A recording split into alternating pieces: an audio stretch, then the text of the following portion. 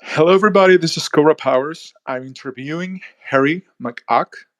Uh, he has an amazing, interesting theory about Rh negative. So we would love to hear from him. So, welcome. How are you doing? I'm doing great, man. I'm ready to, share the knowledge, spread the knowledge, and seek truth. Amazing. So, we've spoken a little bit before about the possible origins about Rh negative and the folklore and the reality of it. So, I want to hear from you. You have a very interesting theory of where it originated. So, will you please tell me more about that? Yeah. So basically, if we could go all the way back in time, which I don't really think the episode should be, too much focused on this, that we can take the DNA back to uh, macaques, and before that, tarsiers, and through them it became Neanderthal, and then the Neanderthal became the Rh negative people. Now, also in this theory is I call it the island inbreeding theory. So basically, there's 18 to 30 blood groups right now that cause hemolytic disease of the newborn. And that's what happens when you breed a donkey and a horse together to create a mule. The baby gets hemolytic disease of the newborn. The reason being is it's a hybrid. Uh, any further mules born of that mare will either die when they're born, or they will be completely infertile. Occasionally, you do have a fertile mule, which is another interesting thing. So what I'm suggesting is that all 18 to 30 of these blood groups that cause hemolytic disease of the newborn were speciated through a process of island inbreeding. Okay, so if you look at let's say the three biggest bloodlines. The three biggest bloodlines right now are Rh negative, the Kell positive bloodline, and the Diego bloodline.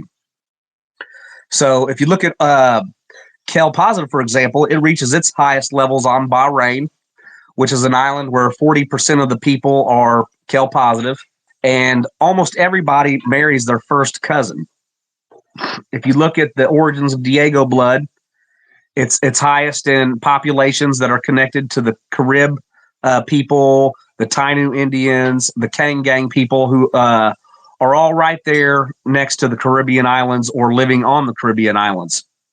Now, these blood groups, they do leave the islands and they go out and they hybridize into the world. There's many other species of humans and animals that also are humans that come from islands too. For example, Homo erectus is from the island of Java. Homo floresiensis is from the island of Flores. Uh, Homo luzon is from the island of Luzon. A lot of people don't know this, but the ancestor of Neanderthal, Homo heidelbergensis, has its oldest specimen found on the island of Britain. So basically, on an island, blood groups get inbred and they speciate after about 60 generations of living on this island together. You can see it in the animal kingdom as well. So you look at the island of Madagascar, you're going to see countless animals that are distinct from all of the animals anywhere near there. And the reason why is they've been isolated on these islands and they become their own thing, essentially. That is amazing. So, in your theory, which island or set of islands did the Rh negative Neanderthal people maybe speciated at? Well, right now, the best candidate is the British Isles, but I do not discount the theory of Atlantis. It's been long speculated by Plato and great writers like Ignatius Donnelly and Manly P. Hall that the Atlantis legend is real, and that there was a island in the Atlantic Ocean that people might immigrated and invaded Europe, Asia, Africa, and even the continent on the other side of the ocean, which a lot of people didn't even know that ocean exists, or that a continent exists, but Plato did, and he wrote about it in his dialogues. Right. So, when we're talking about possibly the population of Atlantis, and as I understand it, the royal priestly caste, we are talking about Neanderthals. But referring to, I guess, the warrior caste as well. In my understanding, we would be talking more about the Cro-Magnon, which are a mixed species. Am I right? What do you think? Yes, I think that what Cro-Magnon is a Neanderthal hybrid, and what the real proof of this Neanderthal hybrid hypothesis is that Cro-Magnons can be found in Native Americans, they can be found in Africans, they can be found in Central Asians and Northern Europeans, especially. So, since they have all these haplogroups of all races and they're all called modern humans, then the definition of modern human would just be Neanderthal hybrid. Would you agree with that? Yeah, but I mean, also depends on the percentage, right? Because some people have much less. But though I am not Yes, of course. convinced, I'm not convinced that they are as low as modern science says that they have. Like they say that, for example, modern day Europeans are only like 2% Neanderthal. I think it depends. Sometimes much more, you know?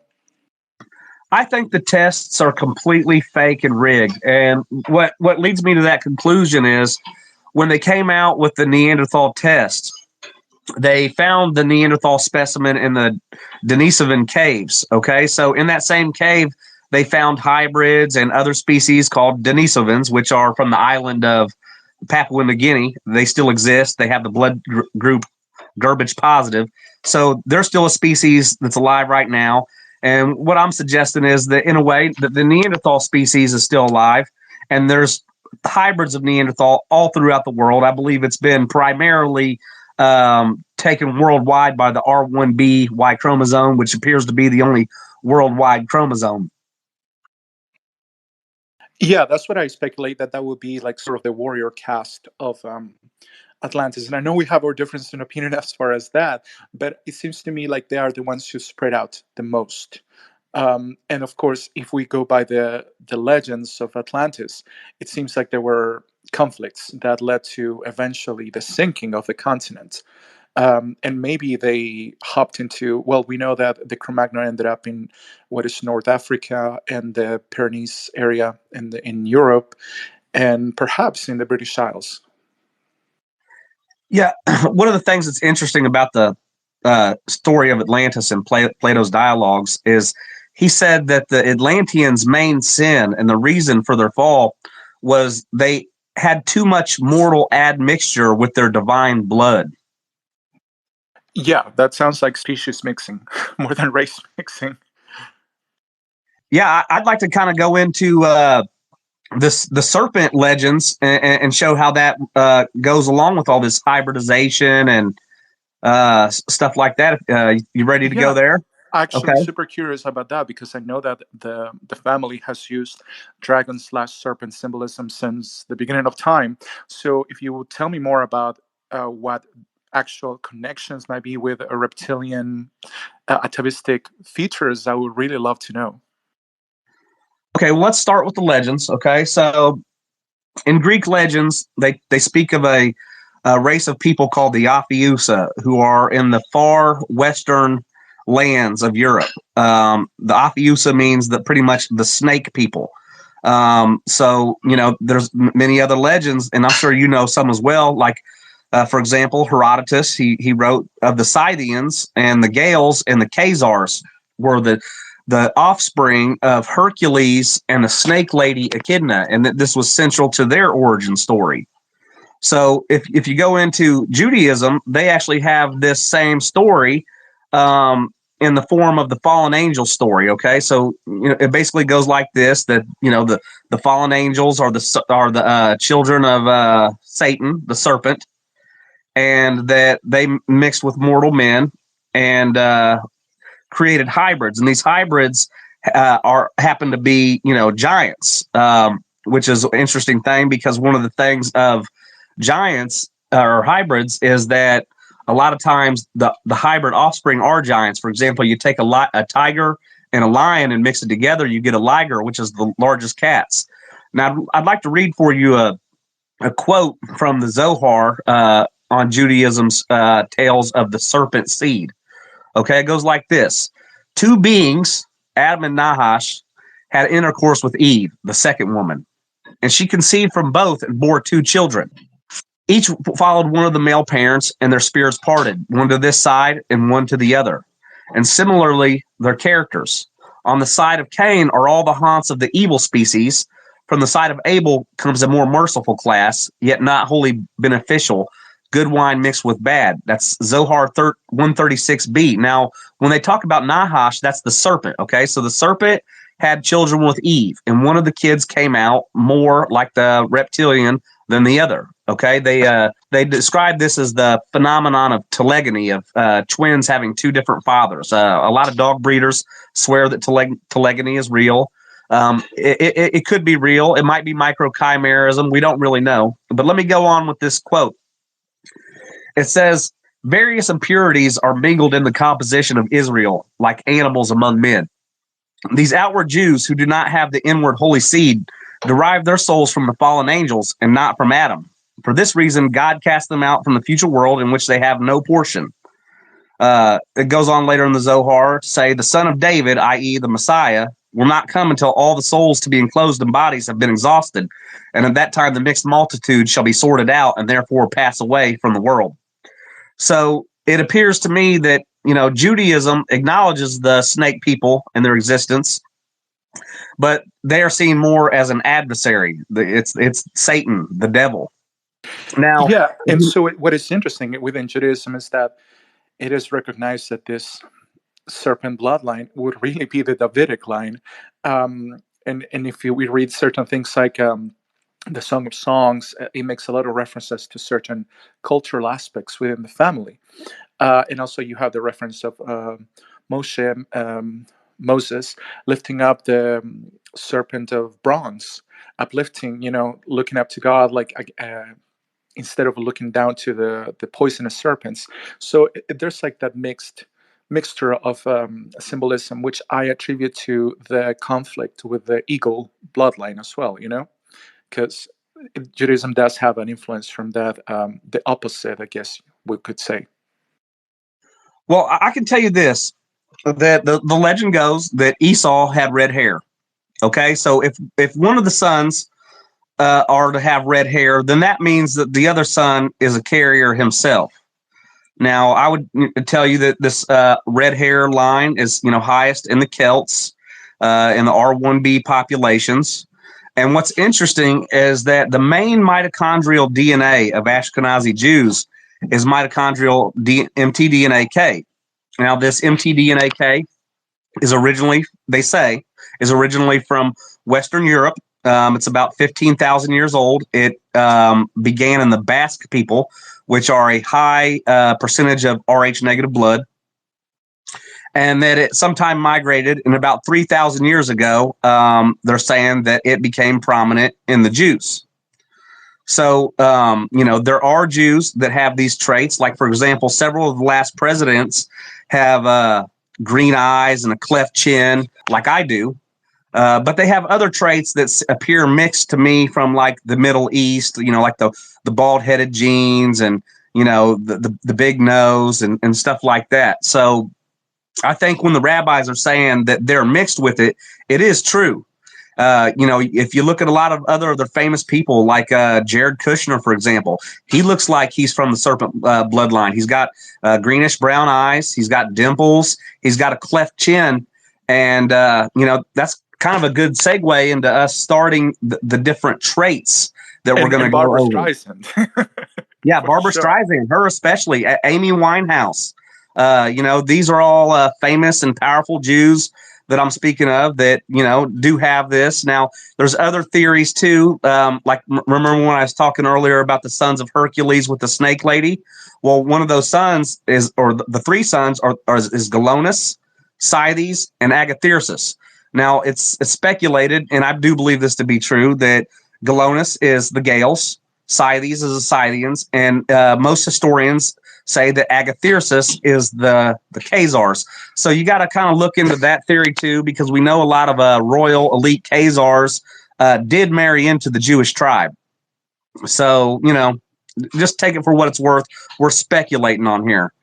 Now, if you don't mind, we can get into the trait list. Of course. I just wanted to make the point that in the case of Echidna, she was a Scythian princess, or actually she was like matriarchal Scythian, and that's why, like for the Scythians, they also the mother goddess uses a lot of echidna symbolism. Like she's a woman from the top up, and bottom down she's a serpent, or like her bottom limbs are serpents. So I find that quite interesting. But go ahead, please tell me more about the traits. Okay, so I've been studying Rh negative for many years. At least going back to 2011, like hardcore studying it. I've ran. I used to have the 3 biggest Rh negative clubs on Facebook, where I did many polls. They eventually took the clubs away from me for my opinions, but I've polled hundreds and hundreds and hundreds of Rh negative people, and I started noticing some traits that appeared pretty interesting. Okay, now I'm not saying that all Rh negatives have these traits.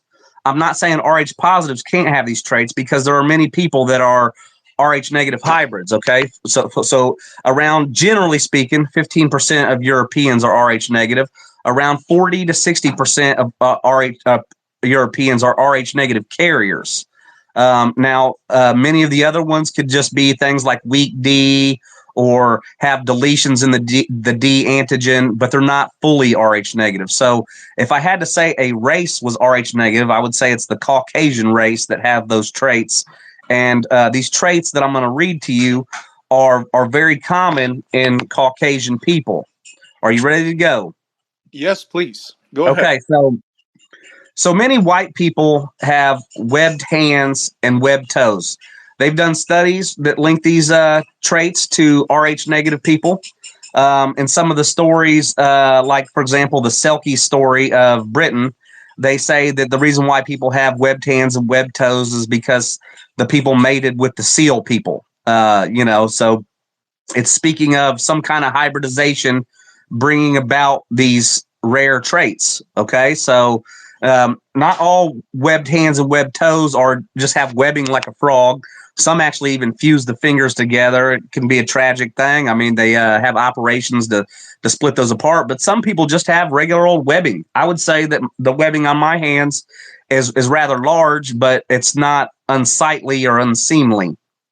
Yeah, so, and also that might refer to possibly an aquatic origin, which is part of the folklore within the family. So please tell me more about the Yes, traits. yes. The aquatic origin is completely real. I trace it all the way back to monkeys and then on to Neanderthals.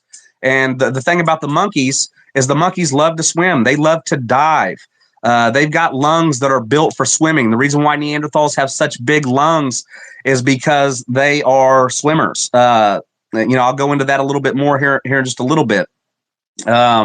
So the aquatic thing is true, which leads me to the next trait on the list: vestigial gills. Now, some people will, right next to their ear, they'll have a hole. Okay, and scientists have determined that this is a throwback. It's a vestigial gill-like structure. Okay, so they're not gills like a fish, but they're kind of the same architecture, if you will.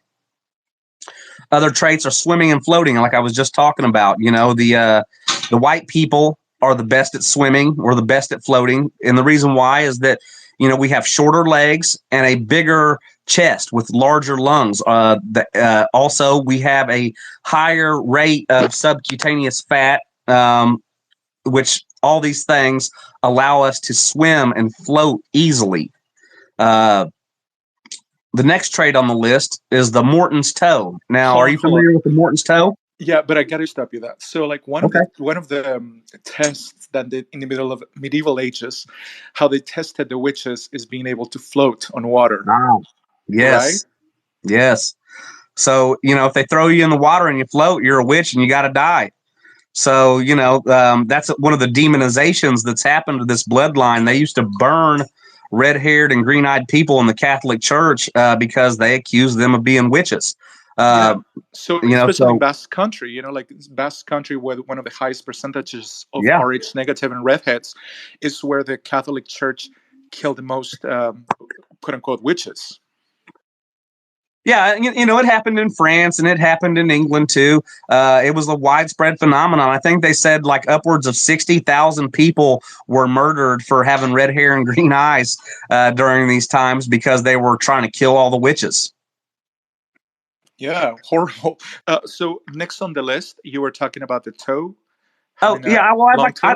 I'd like to just say, one more thing about the witches is that this idea that we're witches, can be traced back to things like Egypt and the Hebrew text that the red hair is bad. The Egyptians burnt red hair. The red hair is considered the evil red hair of Esau, and in other texts, Judas and other bad guys had the red hair in Christianity. So that's kind of how one of the ways they use to justify it. Yeah, and just to finish the point, within the folklore of the family, which is connected to willow or to bendable. So in a way, it refers to bending to the spirit, to the demon, but really it refers to ancestral memory, which we call the underground current, which is genetic memory, and recalling that genetic memory. I'm not really familiar with that, man, but I'll take your word on it. I know you study hard, man. So next up on the list is Morton's toe. Now, the Morton's toe is also called the Greek foot, and basically what it is your second toe is longer than your first. Okay, in France they call it the pied de Neanderthal, which means the foot of the Neanderthal. So I take a look at reptiles, and I see they often have the second toe longer. It's quite common, really, in reptiles. The next on the list is the cervical ribs. Now, cervical ribs are when people have neck ribs, okay? This is observed more commonly in Caucasians as well.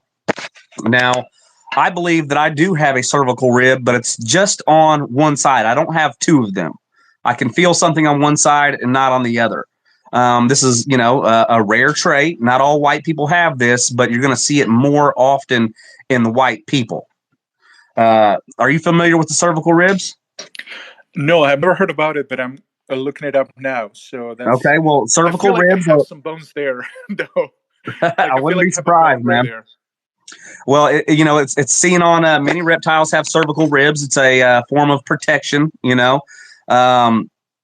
so it's just kind of like a little bit of extra armor, I guess. Now, getting into some other subjects on it, okay? So the Neanderthal and the Caucasian, we have carnivore tendencies, okay? People with, Caucasian ancestry, we eat a lot more meat. So if you start looking at all the old history books, whenever it would talk about the Scythians or the Celts and the Gales, they would be astonished because we didn't eat grass, which commonly called grain. A lot of people don't know this, but grass is grain. And people like Julius Caesar and others would be shocked that we did not eat grain. We were primarily meat, milk, and cheese eaters. We were much engaged in hunting. We were pastoral nomads. We had, cows, and that was the main source of our food. We didn't eat the grass. We might have ate fruits and berries and stuff too, but primarily meat, milk, and cheese. So they started testing the bones of Neanderthals, and they say that the Neanderthals were pretty much just carnivores. So these ideas, you start comparing them to reptiles, and there's many reptiles that are carnivores, especially snakes.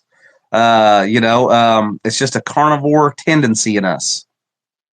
Yeah, and it's interesting looking into ancient India.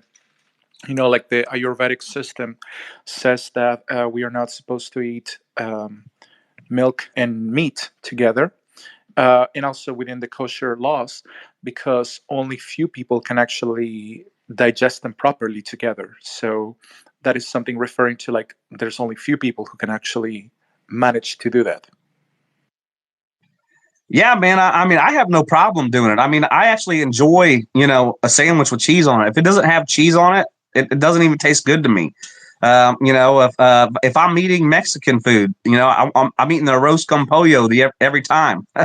I would like to go through the list some more. Okay, so one of these things that is tied to the bitter taste perception in Neanderthals and Rh negative people is our bitter taste perception. Okay, so We taste something. There's about 25% of the white people that are like this. We taste something in the vegetables that the other people can't taste. It's called PTC. It's a chemical that has a very bitter taste. Now, most people can't taste it. So, if you meet somebody that loves Brussels sprouts, okay, and they start cooking them around me, I'm going to be like, man, that stinks like poop. Why would you ever want to eat that? I cannot stand the smell of it. I cannot stand the taste of it. So what that is I'm a PTC taster. Now, the rest of the people, they can't taste this thing. So they think Brussels sprouts taste sweet even. I laugh when I hear that. So, we have these different tastes that are associated with meat, milk, and cheese eating and not really plant eating. We're allergic to the whole species of brassica vegetables, which, a lot of people don't know this, but most of the vegetables that we eat come from one kind of plant. It's called the mustard plant. And they've genetically modified it to become things like cabbage and Brussels sprouts and broccoli and cauliflower and many of these other vegetables that we eat. And they all contain PTC. So if you ever met a little white kid that won't eat his vegetables, it's because his Neanderthal DNA. That makes a lot of sense. Yeah. So, just to go further with this carnivore thing a little bit, and there's a lot of disagreement on this, but I think this is what the truth is that we have fangs. Okay. And what I mean by that is we have large canine teeth with no ridge on the back. Okay. So if you're a grass eater and you lick the back of your canine teeth, you're going to find a ridge or a bump. Somebody that has higher levels of this Rh negative or Neanderthal DNA are going to have flat all along the back of your canine teeth. You don't got grass eating teeth. You got fangs. So, that explains, a little bit more toward the carnivore nature that, we still got fangs. The vampire legends are a lot to do with this, really. Especially them drinking blood and stuff. I mean, it's common knowledge that the Scythians and the Gales drank blood. There's legends of the Jews drinking blood. I know a lot of people start getting up in arms when you talk about that, but these legends are there. People were accusing the Scottish people of drinking blood as late as the 1800s. So, there's a little something to this legend. Some people would say that we were drinking the blood of our enemies in war out of their skulls as a, traditional thing. The extent of it, we don't really know. But, these assertions are made throughout history. Yeah. So actually, one of the mottos of some of the ancient lines is, "The blood of my enemy is sweet, but the blood of my friend is even sweeter," referring to certain interesting practices as well, which we'll leave for the end. Okay, so let me go further. Okay, so now that we've established that we've got fangs, what about venom? Okay, so one of the interesting things is that white people have a much higher level of kallikrein in their blood. Okay, so kallikrein is the main component of most venoms in reptiles.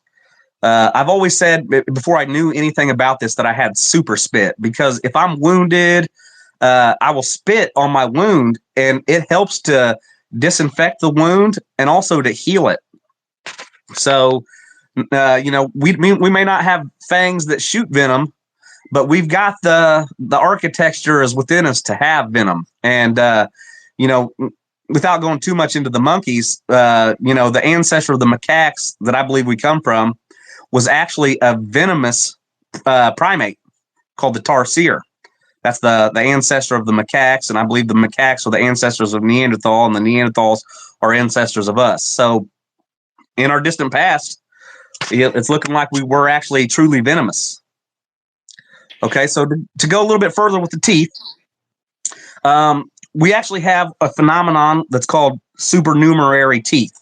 Okay, so a lot of Rh negative and Rh negative hybrids will have extra teeth or even missing teeth. So the structure of the jaw changes, and this probably changes the nature of the teeth. A lot of these legends about the giants, would say that they had double rows of teeth. My daughter is missing 3 of her wisdom teeth. She just doesn't have them. She's got 29 teeth. So, which is another really interesting thing. Have you heard anything about that? Yeah, actually, I don't have wisdom teeth, but my own my own teeth are a little messed up. They look a little shark-ish. You know what I mean? But I never wanted to get them fixed. That I just thought they were interesting. But I'm self-conscious when I smile because they look a little like a shark. That's funny. So yeah, it's a real thing. You know, it's mostly in white people too. Now, when I talk of these traits, you will occasionally see it in like some of the Middle Eastern and even the North Indian populations, where the bloodlines have kind of went and mixed in. But these are traits that we predominantly see in Caucasians. So, sticking with the mouth. Okay, we'll go to the next one.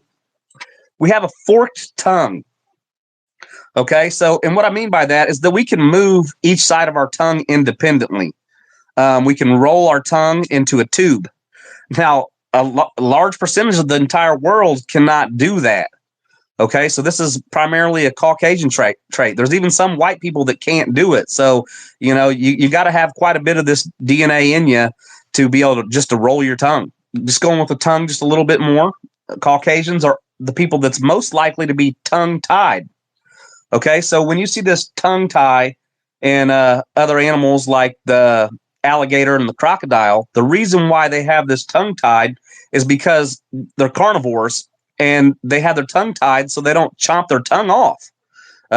These are carnivore animals. They're biting fast, and if you bite too fast and hit your tongue, you're going to take a chunk out of it, which is something I've done in my life probably 50 times. I sometimes just stab my teeth into my tongue and I made myself bleed and everything. Another interesting one is that around 22% of white people and pretty much nobody else have what they call the vomeronasal organ. Now, this is an organ that sits in the roof of your mouth.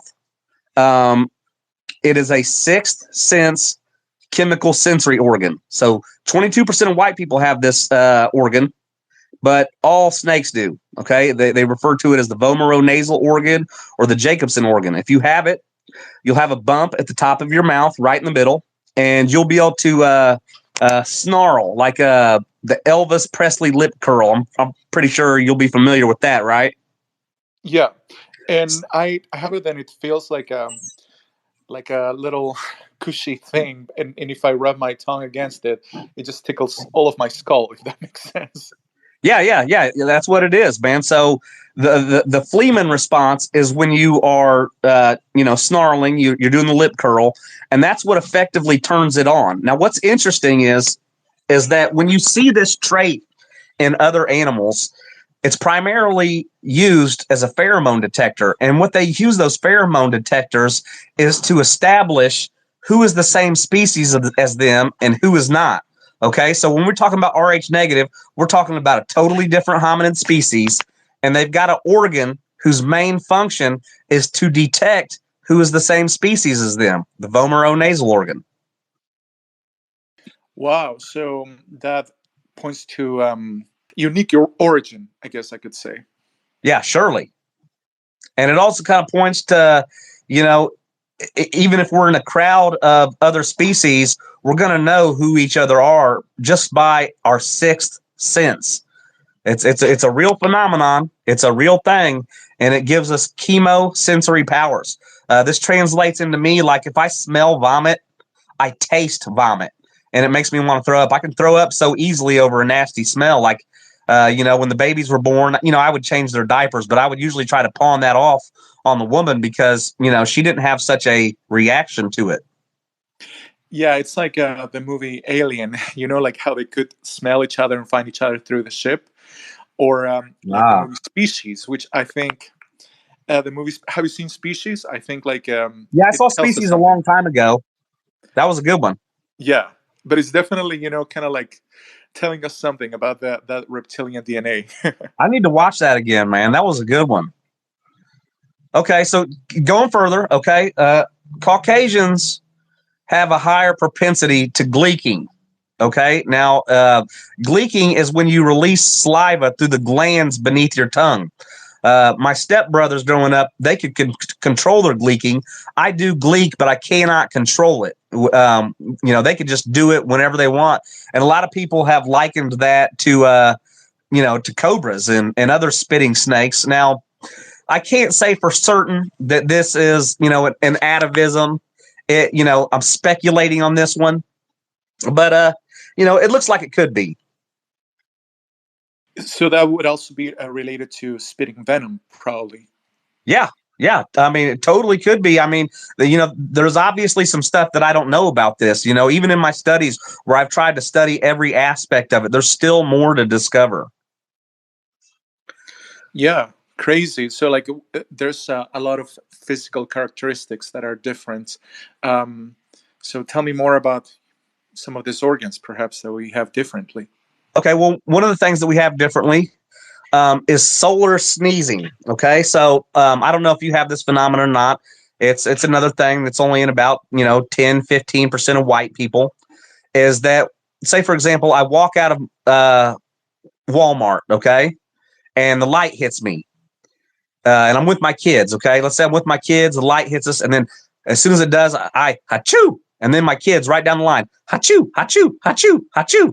Okay, so we're all sneezing from light. We're more sensitive to light. Okay, now I can show you a reptile that's got green eyes, a cleft chin, and the sun. It uses the sun to make itself sneeze. And what it's doing when it makes itself sneeze is that it's ejecting salt from its body to regulate its temperature. Okay, so this goes along with another thing that's different about us is that we'll have these extra glands behind our ears. It's like a bump. When I was a little kid, I was like scared to death that it was a tumor or something, and they're called technically extra auricular lymph nodes. But what I'm telling you is that they're salt glands. Every once in a while, salt will even kind of like seep out of this gland on my ears, and I can feel the little cubes, if I rub it. And so what I'm suggesting is that when we go from one light source to another, we're sneezing out salt, and we're doing that to regulate our body temperature. A way you can test this if you do solar sneeze is make yourself solar sneeze on a mirror, let it dry, and then see what's left. Wow, yeah. So that has happened to me as well, but I have never tried to check if it's salt. That is a very interesting thing to look into. Yeah, I believe those are salt glands, and they're in the exact place right behind the jaw where they would be on a snake. And one of the interesting things is at that same location on the Neanderthal skulls, they have what they call a crest on the mastoid process because that's where it's located. So the Neanderthals on their skull have evidence of these glands from like having like a housing built into their skull to hold them. Okay, so white people have scales. Okay, we are genetically the most likely to have scales. We have them in the form of psoriasis and ichthyosis. I mean, some people can be born with scales, on their arms or on their legs, or even some people can be born with green scales that cover their entire body. That's called harlequin ichthyosis. And if you ever look at a picture of harlequin ichthyosis, and when they come out of the womb, its entire visage is that of a serpent. The way its eyes look, the way its skin looks, just everything about it. You have to look at it to believe it. It's called harlequin ichthyosis. And basically what it is, it's a mutation in the skin's keratin. Okay, so they know that people have inherited these extra keratin genes, okay, from Neanderthals, where we have thicker skin, we've got thicker hair, we've got thicker nails. Like I make the fingernails on my hand are like claws. I could literally stab you with them. Okay, so sometimes these mutations get a little carried away, and they start even forming into scales, and that's what they call ichthyosis. Now, this is another commonly seen thing in Caucasian people. So hold on, because I have psoriasis occasionally throughout the year, and it seems to me that it's an immune response. Like I don't get sick, but if I'm exposed to anything, to an infectious agent of some kind, it's like it almost turns into chainmail armor around me. Like I just have like this little silver scales on the sides Yeah, of my man, it's body. completely real, man. So you should know. Yeah, so it's I wonder like if people saw that some of us some of us had that response and they thought, wow, these people are reptiles, they're dragons or something. Yeah, I mean, you should see the people that's completely covered in them. It's fucking cool, man. But it's also kind of scary. No, So I've you know, seen the ichthyosis people, and it is kind of disturbing because it's like very alien looking. yeah, especially with the Harlequin ichthyosis type. I mean, they look everything like you would think an alien would look like. It looks like somebody went and had sex with an iguana and they made this crazy looking baby. It's freaky. I implore everybody to look into Harlequin ichthyosis. It's a reptilian atavism gone completely wrong. Okay, so one of the other things about our skin is that we have freckles. Now, this is kind of another one that's more of a speculation. Okay, but if you look at various species of reptile and snake, that you'll see them have spots. Okay, so we've got freckles; they got their spots. Another interesting thing about Caucasian skin is that our skin peels. Everybody that's white knows if you get a sunburn, your skin's going to start peeling. It can also peel for other reasons.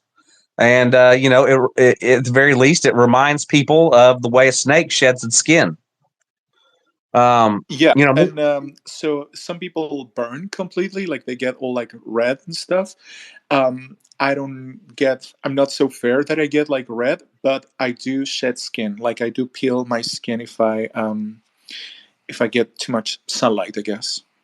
yeah, man. I mean, I've got a white complexion. It's a little bit olivey, but it's I still blush, and my especially on my arms is like snow white. But I burn in the sun very easily, and I'll even blister if I take too much, and then just my skin just starts peeling it off, man. And I just pull it off like I'm shedding my skin, like I'm a snake. And speaking of shedding the skin, this goes on to another kind of section that we're getting into, is that when a snake sheds its skin, they all have blue eyes. Now, some snakes are born with blue eyes, but they all have blue eyes when they're reborn, which is kind of interesting because the white people, when they're born, have blue eyes that, end up, some of it turns green, some of it turns brown, but some of it never turns anything but blue. And going forward with the eyes, white people have slit pupils. And what I mean by this is there's a phenomenon called a coloboma. Okay. A coloboma is when somebody is born with a defect in the pupil that is makes them have slit eyes. Now, it's not slit like a cat per se. It's more like round at the top and like the same V split at the bottom. But it's proven that this helps see in nighttime. Well, me myself, I've never had slit pupils, but I do have the genes that are responsible for this. So if you look at anybody that has a coloboma, okay, the slit pupils, they have the yellow and green pigments in their eyes. Okay, so this is also a thing in other animals when they have the yellow and green pigments, which is called lipochrome or pheomelanin, that this can cause the defect in their eye. Okay, so these pheomelanin pigments are very interesting. About 80% of Rh negative at least have some yellow or green pigments in their eyes. Some of us do have brown eyes, some of us do have blue eyes, but all of us almost have at least some green or yellow pigment in the eye. That's the pheomelanin. And the interesting thing about the pheomelanin is that it changes colors. Okay. So in the nighttime, when the light is dim, it's almost like my eyes start glowing. Now, green eyes is associated, and yellow eyes is associated with predators. Okay. So specifically nighttime ambush predators like owls and certain reptiles and eagles too. If you got yellow eyes, you're more than likely a predator, especially during the nighttime. So the fact that it can change colors almost even seems like it's a bit of camouflage as well. Yeah, so I was actually looking at watching a movie last night, Udo Kier. Are you familiar with that actor? No. He's a German actor, and I was looking into his ancestry, and it's interesting because he looks kind of like a big snake, like a handsome big snake, and his eyes were changing color as he moved through the room. And this is in like the late '60s, so they were not doing it like with CGI. You could definitely see like they were going from a more blue to almost golden, and I was very surprised by that. Very interesting. Yeah, I mean, my eyes are just the same. Like, for example, if I take a picture of my eye, and I'll put this up later to demonstrate it, where the light's hitting my eyes can go from green to completely golden, like completely. It kind of reminds me of those tales of the fallen angels in the book of Enoch. So in the book of Enoch, they say that the fallen angels they had white, rosy skin, they had curly, light colored hair, and they had eyes that shone the color of the sun. Now remember that these green eyes pigments, this pheomelanin, also reflects light. But one of its other features is to filter light. Okay, so this brings me to our next thing, tetrachromacy. Okay, so a lot of reptiles have what they call tetrachromacy, which means that they see millions of extra colors than we do. They don't see like a new color that's like blue, green, or yellow, but they see almost infinitely more variations in those colors than normal people. Millions of extra variations in these colors. So this is a thing that you see in lizards and snakes. Not all of them, but it's very common in them. So what I surmise is, since the green and yellow pigment, the lipochrome, if you look into what colors that filters, it's nighttime colors. Okay, like purples and blues and colors like that. Okay, now it's likely that this tetrachromacy, okay, is associated with green eyes. They haven't done a test about that yet, but from my studies into seeing how the pheomelanin filters colors, that's likely the case. Yeah, that is very interesting. And going back to the pupils, I have seen you manipulate your pupils, and you told me that it was possible, and that's what I tried, and that's why my pupils were like slit for a moment, that I was able to capture it on camera. Can you tell me more about that? How that happens, or Okay, what is the that was mechanism? actually the very next thing on my list. Okay, there's a phenomenon that used to be considered impossible. Okay, it's recently been revealed to be possible, that some people can voluntarily dilate their pupils on command. Okay, now if you look at the study where they quote unquote discovered this, which, because I was talking about it 10 years before they were, is the guy had green eyes. Okay, now what I'm doing to dilate my pupils on command is I'm rushing my adrenaline. Okay, so when your body gets hit by adrenaline, or epinephrine as they call it, that it will dilate your pupils along with the other things of raising your heart rate and raising your blood pressure and other things. It's a general excitement in the vagus nerve. Okay, so what I can do is I can voluntarily stimulate my vagus nerve, release adrenaline, and as that epinephrine hits my bloodstream, it dilates my pupils. Now, one of the cool things about this voluntary pupil dilation is I can look at another person in the eyes, okay, and through a phenomenon called pupil mimicry, I can dilate my pupils, and if they look at me when I'm doing it, their pupils will dilate too. They cannot control it. It's an involuntary reaction. It's just part of being human.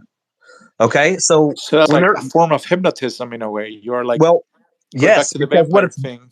What it's doing is it actually releases oxytocin in the person that you're doing it to. Okay, so you are giving them feelings of love and trust, and they want to help you. Okay, I've been a great salesman my entire life because I do this without even thinking about it. It's like almost involuntary for me to do it because I feel an excitement when I'm breaking through to people. I'm about to get a sale. I'm making it happen. I'm getting excited. They see the eyes. It's releasing oxytocin. They love me. They want to buy it from me. It doesn't even matter if it's a good deal. So, that's very, interesting phenomenon. And it used to be thought of as impossible. Now, what I'd like to talk next, and I know you know quite a bit about this, is what this is what this is all about is Kundalini serpent power. Okay. My Now, there's been favorite part. I knew you'd like that. So basically, what the Kundalini serpent power is that you have through your body what is called chakras. Now, I relate each one of these chakras to a major organ system. Okay, so imagine your body is a electric wires, and there's a node for each one of your major organ systems. Okay, you got your butt. Okay, that's the bottom lower level chakra. You've got your belly. Okay, you've got your heart. You've got your throat. You've got your third eye. And then you've got the crown on top of your head where your soft spot would be. Now, each one of these organ systems is connected to one of these nodes. Now, when I stimulate the vagus nerve, okay, what that does, and you can look this up, this is actually very cool stuff. A lot of people don't know about this, is that whenever you are stimulating your vagus nerve, whether you do it on purpose or you do it on accident, it makes the conductive tissue inside of your heart conduct energy through your EMF field from the rest of the universe. Okay. So you're taking energy literally out of the sky. Okay. When you get an adrenaline rush, you're bringing it into your body and you're turning it into power or, fight or flight, or maybe even playing dead. I've never done that, but, that's part of it. So the people with Kundalini serpent power, they can control completely their involuntary nervous system by accessing each one of these chakras. Okay, so the main ones are the ones I described, and they're the ones on the chart. But anybody that has true Kundalini serpent power, they can put this energy anywhere in their body. They can put it in their little toe. They can put it in their big toe. They can put it in their penis. They can put it at the tip of their nose. But the greatest spots of power are at your nodes for your major organ systems. This allows me to control my blood pressure, my heart rate. I can salivate voluntarily. I can control the temperature of my body. I can raise and lower my temperature by either doing this or suppressing it. Okay, so the legends of laying on hands is coming from people putting this Kundalini energy in their hands, and some people say that they can transfer this power. Now, I don't claim to do that. I'm very interested in the subject.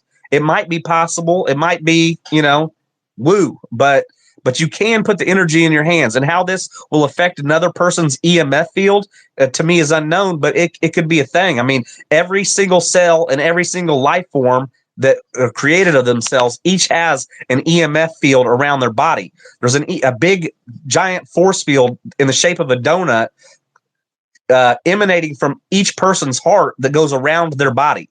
And it's all connected into an interconnected grid that connects every life form and every cell on this planet. And we can draw energy from this world by using the Kundalini power and activating the galvanic skin response, which is what turns on the conductive tissue in our heart. Our heart has the largest EMF field of our entire body. And that's where the big force field comes from, is your heart. And our hearts and the EMF fields around them probably have an effect on other people's EMF field in their heart as well. This is probably something to do with how people bond.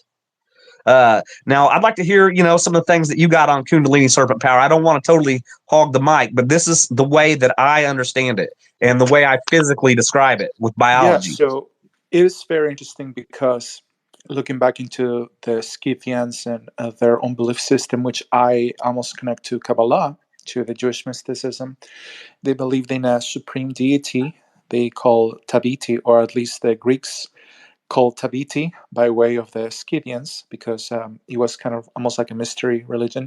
And this was an androgynous deity, often represented as a female, though. With her lower body was dragons and serpents, and this represented life force.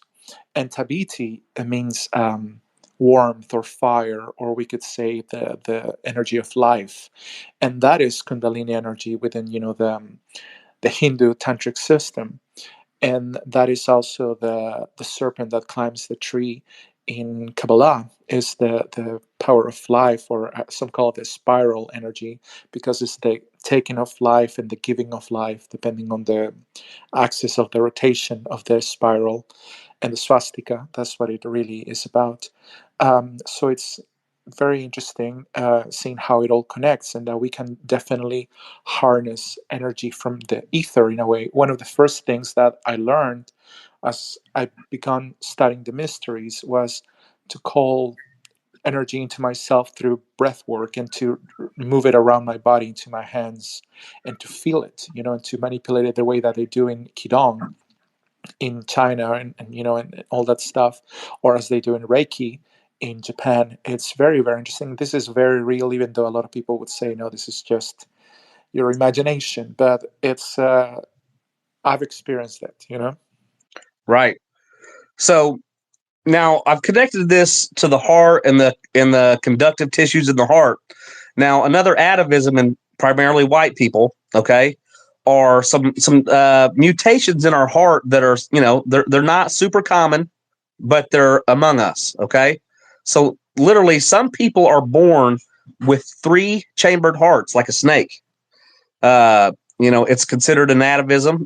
They've done scientific studies on this. It's a real phenomenon. 3 chambers, just like a snake. Now some reptiles do have 4-chambered, like a alligator has a 4-chambered heart, but it's one of them's kind of like a false chamber. So some other heart mutations that we have that are most common in white people are double aortic arches and atrial septums. Okay, you'll see both of these in reptiles. So and that and your heart might be totally different. What I believe is that Wilson Parkinson Wright disease. Wilson Parker Wright disease is a condition in white people where they have 2 connections to the vagus nerve at the heart. Okay, so sometimes this condition will send their adrenaline rushing and they can't control it. But what I argue, the people that have the true Kundalini and they can control it, is they have the 2 connections like a snake, but they can control it. The people that are disabled by it are the people that cannot control the energy. Yeah, but it's also a process of learning how to harness it, and learning how your body works. And it's interesting. You can even induce orgasms or different hormonal responses within yourself, and I don't Yes. know, like I make myself cry. I don't know, a lot of things that have to do with the nervous system, I think. Yeah, that's true. I've met many RH negative women with the Kundalini serpent power that can literally make themselves have an orgasm without touching it. So it's that's real. To keep on going. Oh, hold on. So, as far as the orgasm, I've been taught that for the RH negative women, within certain conditions, that would facilitate parthenogenesis, virgin birth. Like they could clone themselves and produce a child. At least that's part of the folklore. Yeah. I was going to go into that later, but we can go into it now. And so there have been many legends of the virgin birth in the Aryan religions. Okay, from Jesus Christ to Mithra to Krishna. Even it was said that Alexander the Great and Caesar Augustus were born of virgins. So it's a part of our legendary. And there have also been many cases of women saying that they had a virgin birth. Now, what's interesting is here recently, they discovered that a woman, had a half virgin birth. And what I mean by that is some of the baby cells were completely of the mother, and some of the cells were of the mother and the father. So even if virgin birth is not possible, something like it for sure is. It's been proven now. Yeah, it's very interesting. That's something that has always made me interested in learning more about the concept of the parthenogenesis, and how it's almost like cloning yourself. Yeah, what's interesting is they're down there in New Mexico. Okay, they have their state lizard. It's called the whiptail. The interesting thing about the whiptail is it's a hybrid lizard. Okay, so they've got two parent species. Okay, that have came together to make this hybrid lizard, and the hybrid lizard is actually a all female tribe of lesbian cloners. They jump on each other and hump each other until they have a clone baby. And the way this works is all you really need to do to make a cloned baby is you need egg, you need saline, and you need an electric voltage. Now, what I was telling you about the serpent power before is that it is an electric voltage. I actually hooked myself up to the voltage detector, and in very small volts through my skin, I can make the electric meter go up. So this could be an entirely real thing. So when they want to make a snake have a virgin birth, what they do is they isolate the female snake. She cannot be around any males. So picture a royal woman like Mary. Okay, in the story, she's from the house of David. They would have her far away from males. Okay, they don't want her getting impregnated by one of the slaves or one of the other nobles. They want to ensure that she has been impregnated by her prince or whatever. Okay, so the isolation could be what's causing this. So perhaps if we took a woman with Kundalini serpent power, took her completely away from men, who knows? She might be able to do it. We're speculating, but this might be a thing. And we know that it's kind of sort of a thing because of the recent study where we found out that a lady had a half virgin birth. Yeah. So the folklore within the family is that it is kind of like a ritual in which it needs the full moon, and the female would clone herself, and the males appeared as almost as an accident, as a mutation. So I find that kind of funny as well. Yeah, the whole subject of the virgin birth is is pretty interesting, man, and I think that we're going to end up learning more about it. So to go back to where we was, on the trait list and everything. Okay, one of the traits that we see, very common in Caucasians, this is something I can do myself, is that we can often independently control each eye. Okay, so I can make one eye look to the left and make the other one look straight, like a lot of lizards do. It's funny to look at, but that's what I'm doing. I can independently control each one of my eyes. Now, one of the things I can't make them do is make one look left and the other one look right. I've never been able to do that, but I do have some control about it. So, going along with the eye thing, this is another very interesting thing, is that you'll see that Caucasians seem to have enlarged plica semilunaris. And what I mean by that, it's the pink thing in the corner of your eye. Okay. Now, what they say this is a vestigial remnant of a reptilian third eyelid. Okay. And I can actually wiggle mine, almost like I want to send a third eyelid I don't have going across my eye, but I just don't have it. I just got the stump. I can take a video of you showing you. I can wiggle it. I would love to see, for sure. Another thing, and this runs in my family, me and all my kids do this, is that like a lot of reptiles, we can sleep eyes open. Okay. I've been freaking people out with it my entire life. When I take pictures of my kids, is that we'll be sleeping and the eyes will be barely opened, or one eye will be open and the other one's closed. And a lot of reptiles do this. Of course, all snakes sleep eyes open because they don't even have eyelids. They have a scale that goes over the eye, so their eye's protected. They don't have to close their eyes. They can't close their eyes. But a lot of reptiles with eyelids will sleep with one eye open. They consider this pretty much an alarm system. Okay. And also, to further go along with our control of our metabolism, we've already established that we can raise our temperature, raise our heart rate, raise our blood pressure, all that. The snakes, and other reptiles do that themselves because they have a cold blood, blood system. Okay. So what's interesting about me, as a young boy, I was diagnosed with a heart murmur. Now, they said that one of my valves was pushing deoxygenated blood into my oxygenated blood, which is pretty much the definition of being cold blooded because that's how they do it. Okay, so you start looking at like say for example, look at a duckbill platypus. It's neither hot blood nor cold blood. It's a hybrid hot and cold blooded system that's in these duckbill platypus. And what I'm arguing is the Rh negatives, many of them have this same condition. It's well known that we have lower than average body temperatures. Okay, so my body temperature ranges from about 96.3 to 97.5. It's never 98.6, and it seems to be always changing. So we have hot and cold blood. And I think this also goes along with what I was talking to you about earlier, how we sneeze the salt out to control our temperature, using the light as, an activator. So, we have hybrid hot and cold blood systems. That is really interesting because in my case, I know that I have a case of low blood pressure sometimes, and I've almost fainted because of that.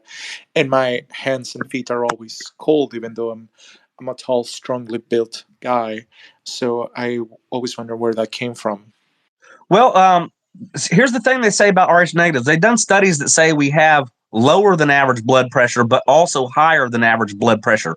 And what I speculate is that, since none of us is pure Neanderthal anymore, that, we have different variations in our hybrid status. We're all hybrids. I mean, you can't find a single Rh negative that's never had an Rh positive in its family. Okay, so some of us might be high blood pressure, some of us might be low blood pressure, but it's not really reported that we got average blood pressure at all.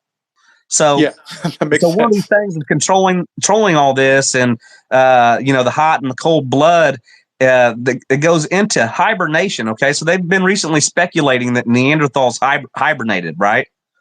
Okay, so it's a fact that during the winter, Europeans sleep more hours on average, 1 to 2 hours more than normal people. Okay, I can tell you with certainty that if I wanted to, I could pretty much sleep through the winter. So there's also a thing called brumation, okay, where some of these animals have where they're not completely hibernating, but they're laying around doing mostly nothing all winter. They're brumating. Yeah, I feel you, because during this winter, like especially as it gets colder and darker, I had to fight the urge to just stay in my room and go to sleep. Basically, I'll sleep 12 hours sometimes. And the other thing that I wanted to mention, since we're talking about hibernation, it seems to me like we are of a nocturnal nature. Like we come alive more at night. Have you looked into it? Yeah, I mean that has everything to do with the light colored eyes. The green eyes are symbolic of a nighttime predator. Okay, so green eyes reaches its highest levels where Rh negative, red hair, lactose tolerance, meat eating, grass intolerance genes. It all reaches its highest right there. Okay, so you start looking around the world at other animals. Okay, so the brown eyed animals are typically prey. They eat the grass. Okay. And they get hunted by the green-eyed animals. And then if you start looking at blue-eyed animals, now this is, very controversial and, very informational, is that blue eyes is commonly seen on domesticated animals, okay? You're seeing it on cows, chickens, pigs, goats, horses, cattle of all kinds, you name it. So, in nature, hardly any other animal has blue eyes. You got a weird lemur down there on Madagascar that has blue eyes and almost nothing else. Occasionally you'll see a macaque has blue eyes. They mostly have green though. So this is signs that the blue-eyed people are domesticated humans. This is why the blue-eyed people are so civilized. You go up to Scandinavia or Estonia where they have the highest levels of blue eyes. And these people are the least likely to steal your wallet. They're not going to kill you. They're just, very peaceful, cooperative people. They cooperate in society. Some people speculate that this was a self-domestication. But what I argue is that the Neanderthals came down. They started mingling with the brown-eyed populations. And if you mix brown eyes with green eyes, 12.5% of the time, you're going to get a blue-eyed individual, okay? So this is blue eyes appearing where no blue eyes is around. So this might be the origin of the blue eyes. Now, it might be a leap, it might not, but they might have saw these blue eyes and been like, oh, wow, this is beautiful. We're going to breathe this back in. We love blue eyes because, I don't think anybody, unless they're a hater, is going to say that blue eyes is not beautiful. It's truly beautiful. So hold on. So this would be a gene deletion or a mutation? It's a gene deletion, okay? So let me explain gene deletions, okay?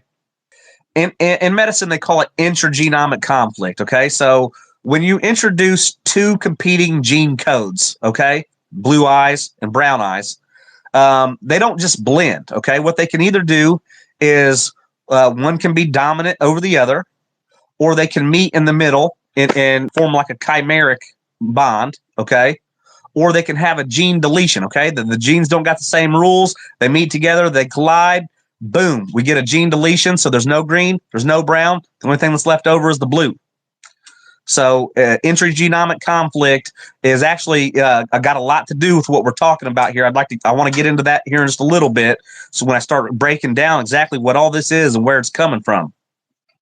So if you compare human beings to other animals, and you look at the country with the highest level of green eyes, they've pretty much attacked every country in the world.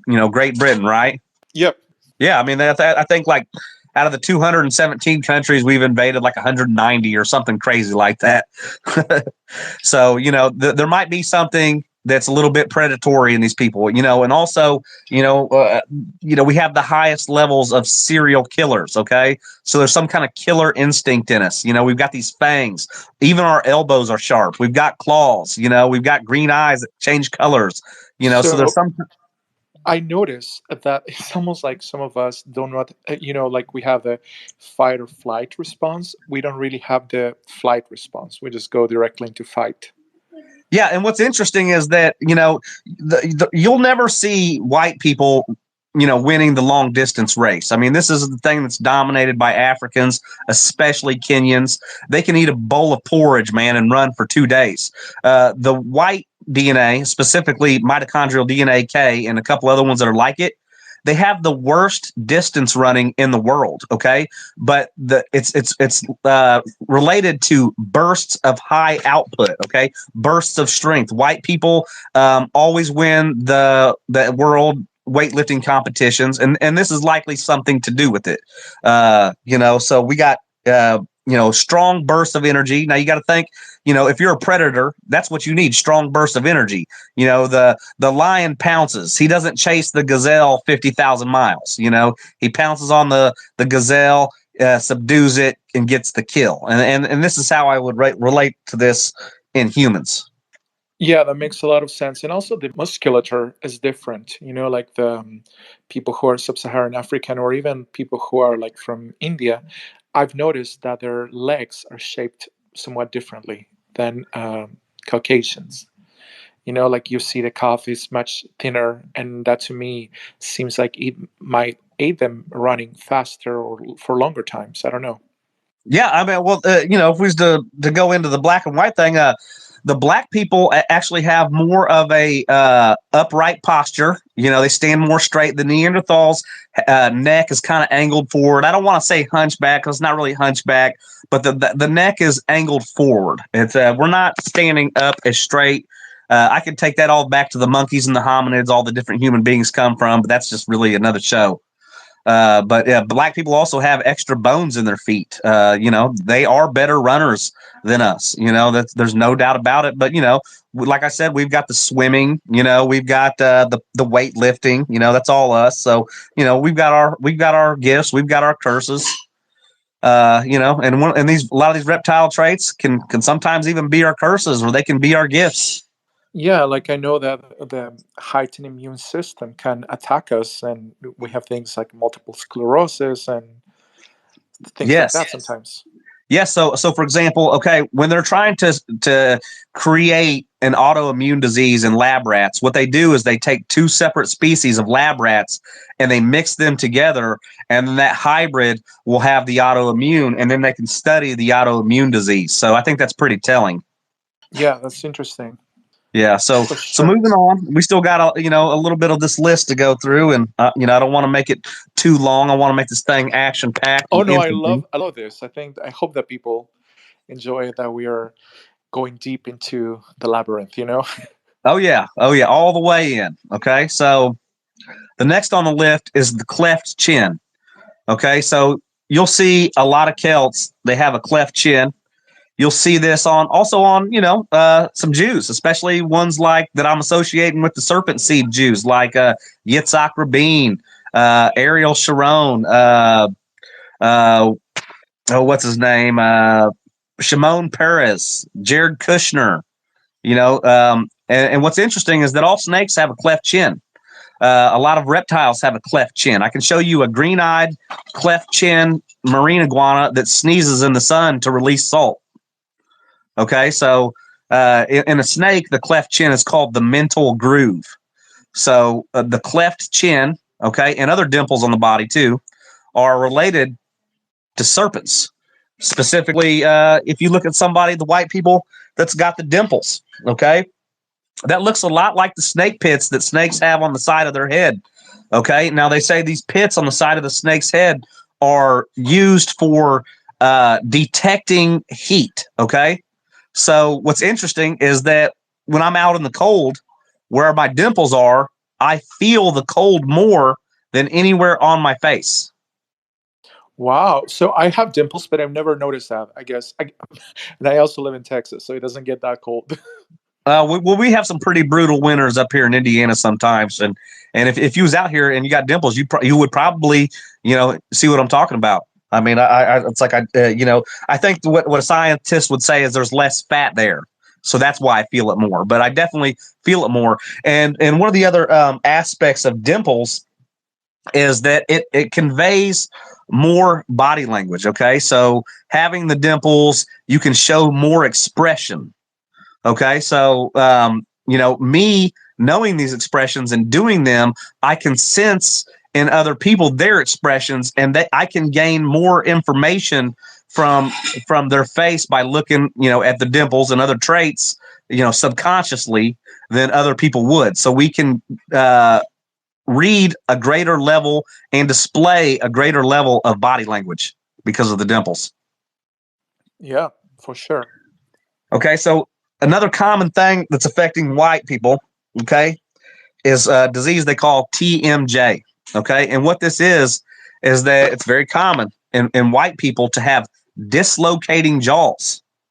Okay, so lots of reptiles and snakes are able to dislocate their jaws to open their mouth wider so they can eat more food at a time. Interesting. Yeah, like an anaconda. Yeah. Yeah. I mean, I've seen these Komodo dragons eat a whole entire goat in one bite. It's crazy. So, other things that we have that's associated with that area of the face is that many of us, like a reptile, have no tonsils. I don't have tonsils at all. Now, people are arguing over whether this phenomenon exists, okay? But they also used to argue over whether people could dilate their pupils on command, or if some people had a vomeronasal organ at all, and if those vomeronasal organs even worked or not. So, I think it's only a matter of time. I mean, some people agree that some people are born with no tonsils, or tonsils that are so small that they're not detectable. But I think that's another one of the traits of the serpent people is you don't have tonsils, or you got tonsils that are so small you can't even feel them.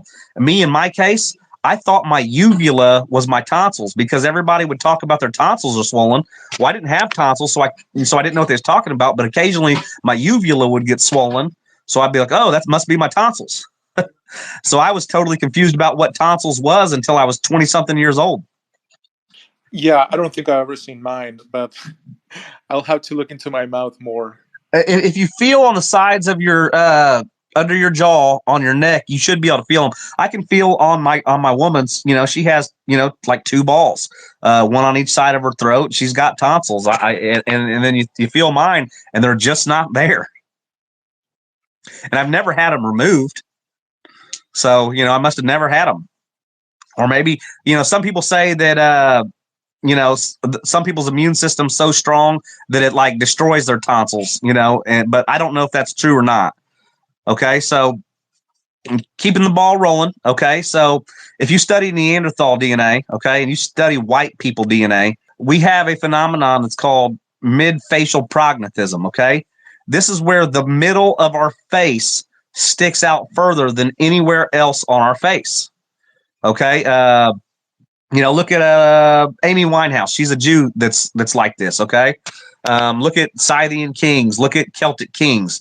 You'll see as a great example. So when you start looking at that kind of face, that's the predator's face. A snake literally has mid-facial prognatism. If you look at an African, they have lower face prognatism. Okay, their jaw sticks out, kind of like a deer or ape or whatever, so they can better chew the grass. Their lower jaw sticks out. They have lower facial prognatism, where we have mid-facial prognatism. The middle of our face sticks out further than the rest of our face. And I liken that to the way a serpent looks. Yeah, I've noticed that. And as we mentioned Barbara Streisand earlier, like that is so obvious to me. And a lot of Kohanim Jews happen to have that feature as well. Yeah, I mean, if you look at Barbara Streisand, she's got red curly hair. Hello, Yeah, for sure. So another thing that white people have, statistically more than everybody else, is almost exclusively Caucasian trait, is color blindness. So not all reptiles see in tetrachromacy. Some of them see in the same way that humans with color blindness see. They cannot see the red and they cannot see the green. Okay, so it all depends on the the person, but some of us see millions of extra colors. Some of us see many, many, many less colors, because the green and the red and all the variations of that. So it's we've got variation just like reptiles do in our rods and our cones. Now, next on my list was the virgin birth, but we kind of already covered that. Unless there's anything else that you want to say on that. No, I think we covered that. It's very interesting, and maybe that can be another episode as well, because there's so much into it, and it gets into like the mythology and the legends, and and the folklore of the line. So yeah, we could probably go for an hour just off that. Okay, so what I wanted to go into next is, why do we have all these traits? Okay, well, the answer to that, okay, is X-linked genes. Okay. Almost everything that I told you on this list is an X-linked gene. Okay, so what an X-linked gene is also called a sex-linked gene. Okay, this is carried by the mothers, not the fathers. The fathers are the sons, and the fathers, the males. They're the ones that are affected by it, but the females carry these traits. Occasionally, a female can be affected by these, but it happens more often to the males. So they call it X-linked or sex-linked genes. Now, the origin of these sex-linked genes, okay, are coming from what they call DNA insertions. Okay, so if we're going back to to the monkey stuff, okay, the ancestor of the macaque, the tarsier, has a very interesting phenomenon. Okay, inside of its nuclear DNA is inserted an entire mitochondrial DNA sequence. Okay, so inserted into the nuclear DNA is an entire mitochondrial genome. Okay, so what the scientists have noted by studying this is that whenever you have a situation like this where you have these DNA insertions, it's usually from a hybrid. Okay, so this tarsier is a venomous, scaly, forked tongue having primate. Okay, it's got green eyes, the color change. It's a carnivore, so it's the only totally carnivore primate there is. So if you look at the shape of its skull and the various traits that it must be related to the earliest reptile mammals. Okay, so a long time ago there was mammals that were part reptile. They still have it in the form of echidnas and platypuses and stuff, but they believe that there was more in the past, or either that it's a hybrid, because there's other situations where hybrids have the DNA insertions in their nuclear genome. Okay, so what ends up happening? This is before the dinosaurs. Actually, this is before they split into sort of reptile dinosaurs and mammals. Yeah, I mean, I'm not really exactly sure on the complete timeline. I don't know how recent. I mean, they say the Tarsier is 55 million years old. I'm not a young Earth creationist, but I sometimes doubt these astronomically high, ages of things. But that's, like I said, that's another show. But at one point in time, mammals were more reptilian, or perhaps, in the case of a duck-billed platypus, maybe a beaver had sex with a duck. They're saying that a duck-billed platypus looks like it could be a hybrid. And what's interesting about reptiles is that reptiles and amphibians are the easiest animals, and also birds are the easiest animals to hybridize. Number one, because they don't have hemolytic disease because they're hatched out of eggs. So that makes it easier. But they also have what they call the ZW chromosome system. Okay. So like in humans, we have two X chromosomes. If you damage one, you got an extra one, you're going to make it. But if you damage two, you're going to be some kind of retarded. Okay. Well, in the reptiles and the birds and the amphibians, they have up to 7 X chromosomes. So they can take way more genetic damage from a hybridization and still bring out, fertile offspring. So, it could be that, reptiles have hybridized with mammals. Who's to say? It's been so long ago. We need more, research into this. But we definitely know that in the line of the primates, specifically the ones with white skin and red hair and green eyes, that we have a history of DNA insertions in the nuclear DNA code, which is indicative of hybrids usually. So your theory is that it was an not just interspecies, but sort of, I don't know what to call it, but intergenus, interkingdom, interkingdom, exactly. One kingdom was invading another, I mean, it's, the life on Earth is crazy, it's entirely possible, man. Look at the platypus. It looks like a duck beaver, and its DNA is saying that it's looking a lot like a hybrid. So, that might be a completely, real thing, So in this tree of life, the hybrids, the macaque monkey and the Neanderthal are closer to reptiles than the bonobos, which are the black-skinned apes. Okay, so the white monkey is closer to reptiles than the black-skinned apes are on any tree of life. So, which is really interesting, So, we could have these gene deletions from various hybrid situations that bring out these atavisms. Okay, so whoever has the most gene deletions is going to outwardly display the most reptilian traits. So, who are the people with the gene deletions? It's the white people with negative blood.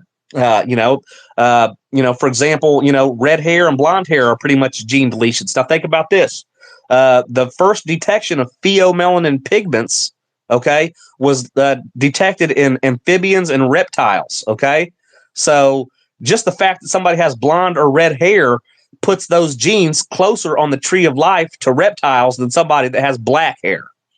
Yeah, that makes sense. So, okay, so we've established that X-linked genes can cause gene deletions that cause atavisms, genetic throwbacks.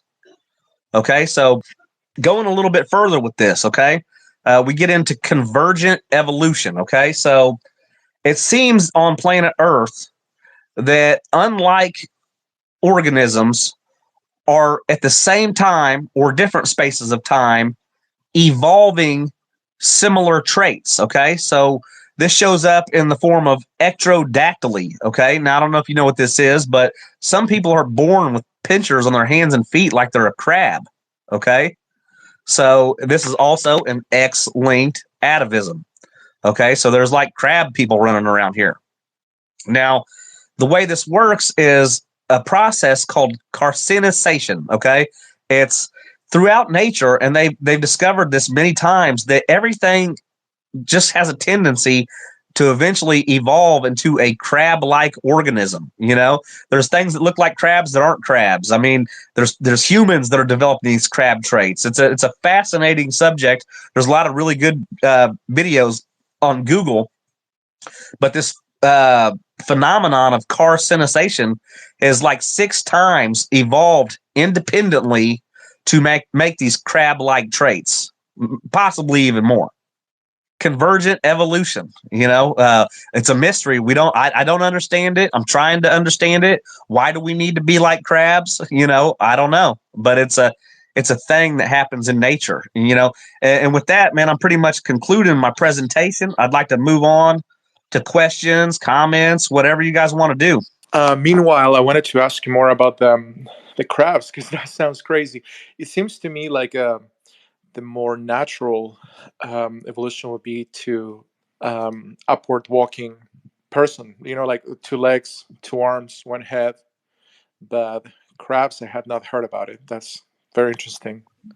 Yeah, I mean, for us, the 2 legs makes perfect sense, but it seems like nature is over and over again, choosing the carcinicization and making crab-like organisms. It's like nature's favorite pattern. That is wild. But I wanted to ask you, so one of the things we have commented on is the possible origin of the bloodline. And, there's a lot of mythology to it about the fallen angels and the Annunaki. So where do you think that mythology came from, that we came to be associated with the Anunnaki and fallen angels and all that?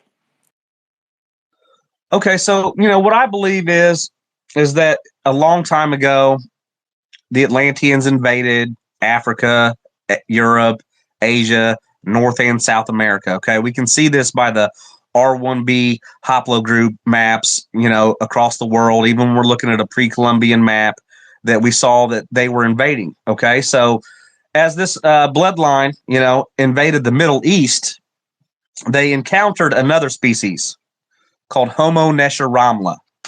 Okay, so at first the people of Sumer, they pretty much are bald-headed, unibrow, hook-nosed, hairy people. It's a different hominid, and they speak of the gods that came down and taught them things like, fire and how to build houses and how to have societies and laws, and they worshipped these people as gods. But even in their own legends, these gods weren't like some god in heaven. They were like gods that lived in the big house at the center of town. It's said that they showed up on wagons drinking milk in some of the legends. So, I'm equating these gods that showed up in Sumer as the beginnings of the story of the angels. Okay, so if you look at like the Hebrew tales, what did the angels do that was wrong? Number one, they were mating with the other humans and making hybrids. The hybrids were giants. They were crazy. They were running around killing people and just doing all kinds of evil things. It wasn't really said that the angels did that, but the hybrids did. Okay, so the hybrids are evil, and in this story. So I think what it ended up happening is that the native Semitic Homo nesheramla kind of chased out the white genes, because we can see that the white mitochondrial DNA types stayed in the area, but the male Caucasian DNA types were not eliminated, but definitely were smaller. Okay, like they were pushed out of society in some way. Maybe the women were taken into the tribe. It could have been it could have been marriage. We're not really sure, but so these people who were once the gods are now the fallen angels, and they're pushed out of society and they're labeled evil. Okay, now what this reminds me of is the cargo cults. Are you aware of the cargo cults? Yes, very interesting stuff. Very, very unique set of beliefs. Okay, so basically that they believe that the white people are stealing their blessing and something like that. Yeah, okay. So basically, how it goes is the people of Papua New Guinea, when they first saw the white people in World War II, they're like, "Holy shit, these people are the gods." Okay, so they started imitating the gods, and they still started building fake, airline, tracks. They started building watchtowers, and what they were trying to do is they were trying to entice the airplanes to come to them from heaven and give them cargo. Okay, so they wanted cargo, and they believed that if they made a airplane trap that was just as good as the white people's, that they could get their stuff too. And they come. It's kind of reminds me of the angel story, how the angels invented technology. Okay, so in the Bible, one of the bad things that the angels did was they invented, music, and they invented domestic animals, and they invented makeup and weapons of war. And this is how the fallen angels ruin the world, is with their science. So you can compare that to, Britain and the Industrial Revolution today and the cargo cults. We invented all this science. They hate it. They love it. They want to use it. They want to say it's bad. And we're evil for making it, and we're the bad guys because we're stealing all their space treasure. So I believe that that's kind of like the origins of Judaism, is that it's pretty much a cargo cult, and where they hate John Frum, like the cargo cults would, for making all this technology. They blame us for ruining the world with it, but they themselves use it. And, it's just like the cargo cults. They want cargo, they want gold. And, in case of the Jews, a lot of them, like I said earlier, are mixed with this. And, I think that's this ancient rivalry is where it all stems from. Jacob had his hand up. I don't know if he wants to ask a question, but please go I ahead. can answer any other questions too. Hey, just going back to something you guys said earlier, I was in here earlier, and you're talking about red hair, and like the Bible is talking about these significant people in the Bible with red hair or whatever. But I was also going to say the King David had red hair, and so why would they paint him in that light? And then also a sub question would be, did they make these stories up to denigrate red-haired people? Well, Jacob, this is where me and CobraPowers have had a disagreement. I see nowhere that it said King David had red hair. They explicitly say that Esau, the bad guy, had red hair, but they called King David ruddy. Okay, they didn't say his hair was ruddy. They said he was ruddy. So that could have he could have had pinkish skin. So I don't really see the explicit red hair connection. Now it could be inferred, but I think CobraPowers would have a better answer for you on that. Me and him have had a disagreement on this subject. Yeah, if I may answer. So the same word that is used to mean redhead and ruddy in Hebrew is used in Samuel, 1 Samuel 16:12, I believe, when he talks about the appearance of David, King David. So it is, but it's also used to mean like full of life. So that is the other thing. That is the connection, and that that we can connect that to the folklore calling this bloodline, the shiny ones as well, or things like that. So I see the connection. I know our guest Harry disagrees, but I see the connection because it's the same word that is used in Hebrew.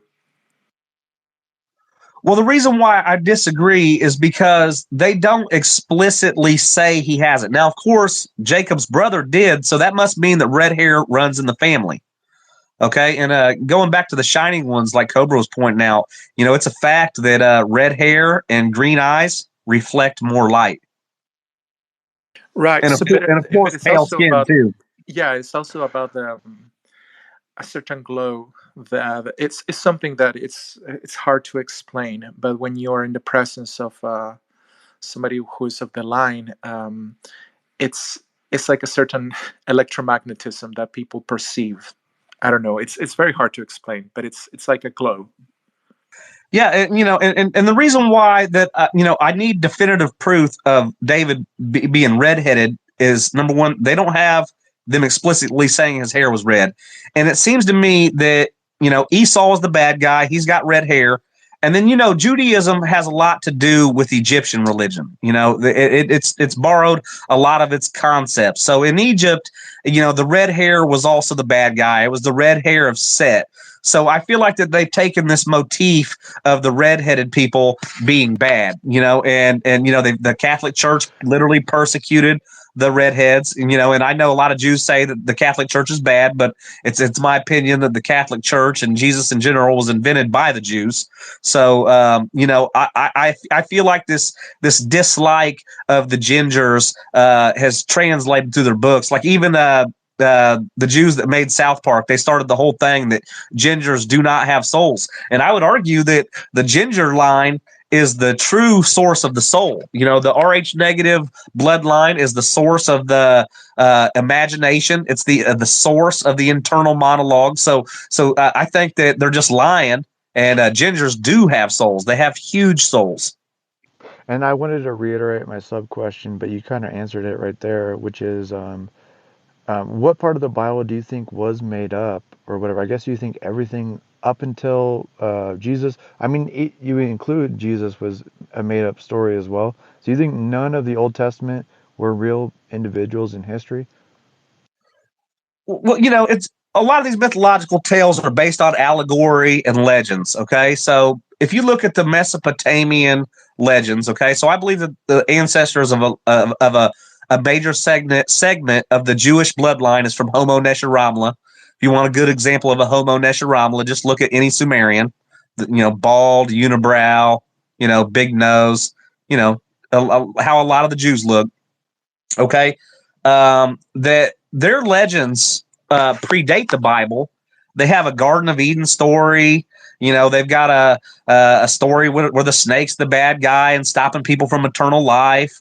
They have the flood story. So it seems like, these legends are based off of earlier legends. Hold on, but then can I ask you, is the snake the good guy? Well, here's what's interesting, man, is the snake people are the good guys all around the world, and then they show up in the Hebrew texts and a few others as the bad guys. Like in Egypt, the snakes were the good guys. In South America, snakes were the good guys. In India, snakes were the good guys. And then all of a sudden, you got this Hebrew text saying the serpents are the bad guys, the red-headed people. What do you think about Ophites? Did I ask you that already? Like I was talking about earlier, the Ophiusa. So this Ophi, this word is symbolic of serpents and snakes. Right. So I have to comment. I was looking at the word Admoni, which is the red, and in Genesis 25:25, when he's talking about Esau, in Hebrew it says he came out red and hairy. So it's not saying he came out with red hair, it's saying he came out red and hairy. And then when it refers to King David, he says, and brought him in, now he was red and beautiful. So it's not saying explicitly the hair, but there's something to the appearance that is being described as red. Well, as far as I know, the way it's said, now this could be wrong. I don't typically study the Hebrew words. I have, but I don't do it all the time. But it says that the first one came out red, like a woolly garment all over. So it's immediately preceded, or I mean, the red immediately precedes them talking of the hair. So I think that's why the connection's drawn. Countless rabbis have said that Esau's red hair. Even if it's not, that's what it's explicitly saying. That's the tradition. Yeah, but again, the Davidic line is supposed to be red-headed. So there's like this ambivalence to the line, that sometimes the serpent is bad, sometimes it's good. Within Kabbalah as well, the serpent that crawls down is doom, and the serpent that climbs the tree of life is sublimated desire that brings us closer to God. So it is this ambivalence to the symbolism that I find quite interesting.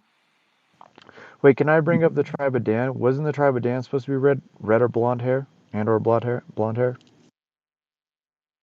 Well, in the Hebrew Bible, the tribe of Dan is associated with the serpent.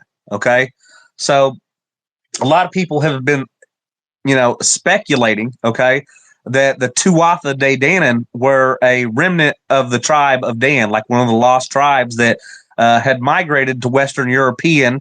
Okay, now I'm not bragging here, okay, but I have this DNA myself. Okay, it's the R1b M269 DF41 positive. Okay, this is what a lot of people are calling the Grail bloodline. Okay, it was in the House of Stuart. Okay, now wait. I'm sorry. Can I stop you? I hate to be a perturbance, but The Grail, doesn't that associate with like the descendants of Jesus? Yes, that's all. That's also another one of the rumors and stories going That around. could be a whole episode on its own, but it Yeah, has Well, to do with that as it's well, well. a no, blood in the cup, no, so but it's got something to do with the bloodline. no, but Uh, I'm bringing it up because I've heard lore that the Merovingians were either the tribe of Dan or the descendants of Jesus, and like I've been finding people about this subject for a long time, and it's just interesting that you bring this stuff up. But sorry, continue. No, yeah, so yeah, hold on. I'll get into it, and then I'm sure Cobra's got a lot he'd like to Yeah. say about it. Okay, now, so like a lot of these stories are saying that the tribe of Dan is the Tuatha De Danann, and if you in my DNA, okay, this is one of the ways I found out about this stuff. Okay, is that I'm related to the House of Stuart. Okay, they were the kings of England and Ireland and Scotland before the present dynasty. Okay, it's a long story, but the king was killed, and we had a revolution. But what they are saying is that Stuart line is the descendants of Mary Magdalene and Jesus. Okay. Now, what's interesting is that also on my X chromosome, I have the same DNA as Mary Magdalene. They tested one of her relics. It came back as mitochondrial DNA K. And as what we was covering earlier, is that mitochondrial DNA K is from the West. It's highest in the Celtic people as far as a population, but it's most concentrated in Ashkenazi Jews. So that's the big genetic link between the Jews and the Celts. It's mitochondrial DNA K. Now, they say mine's from the older line, okay? They're taking mine about 13, 15,000 years back. And the one that the Ashkenazi have, they say, is about 3,000 years old, okay? So a lot of these Mason authors and people like Lawrence Gardner and the guys that wrote Holy Blood, Holy Grail are saying it's Jesus and Mary, and other people are saying that. But what I say it is it's Satan, okay, and not in a bad way, but a good way. That's I believe that the word Satan means truth. Me and Cobra argue over this, all the time. Hold But on, Harry. I I Are you connected with any like secret society in any way? No, absolutely not, man. I'm a free and independent spirit and person, Amen. man. Same here. Nobody tells me what to do. I call all the Sorry. shots. Go I'm not on. doing any rituals or any oaths to anyone else. I've only got one loyalty, and that's to my race and my family, of course, but and God. But race comes before any secret society will ever come. So let me answer to that. As far as the Grail, the Merovingians actually trace their origin to Princess Melusine, who was princess of the bloodline. She might or might not be descendant of Miriam Magdala and Joshua ben Panther, but that's what they say, that she was princess of the bloodline, Melusine. And really, within the bloodline, it's more maternal than paternal. So the importance would be given to Miriam Magdala, to Mary Magdalene. And going back into ancient times, before Satan, it would be Tiamat, or Nana, the progenitrix of the line. Okay, I'd Inanna? like to make a comment about the Merovingians. Okay, now some people are saying Jesus and Mary, but there's also another legend that the Merovingian bloodline comes from a sea monster. Okay, so and also I'd like to talk about this Y chromosome a little bit more. Okay, so this Wait, Y and chromosome that I have does that is in the Stuart dynasty that they talk so much about. Okay, it goes all the way back 5,000 years. Okay, I'm what they call a Neil of the Nine Hostages descendants. Okay, so the High King of Ireland, Neil of the Nine Hostages, who made the clan O'Neill. Okay, he is my direct paternal ancestor, and you can trace that one by one through his generations in the Labor Gabala, the Irish Book of Kings, all the way back to Mil Espana, or it could be the gods. They're kind of ambiguous when it gets to the end. It could be the why did gods. they choose the number 9? That's just how many hostages he took. He was taking hostages from Britain and other kings to create peace. He actually kidnapped Saint Patrick and brought him to Ireland. Well, that was a mistake. Yeah, truly. Yeah, but thank you so much. So we're getting into 2 hours, and I really appreciate all of this wealth of information that you have shared with us. And I hope that you'll come back and we'll have more longer discussions. Because things like the parthenogenesis, the virgin birth, and the bloodline of Miriam Magdala and Yeshua ben Panther is like whole episodes. So I would love to have you back, and thank you so much. Yeah, man, I appreciate it, man. I'd also like to maybe do an episode sometime on the 18 blood groups that we can prove that cause hemolytic disease. There's at least 18 species of humans, and I'd like to go through each and every one of those, man, and talk about who those people are and where they're coming from. And I think it would make an excellent show. Maybe a little bit more boring than this one, but it would be full of knowledge.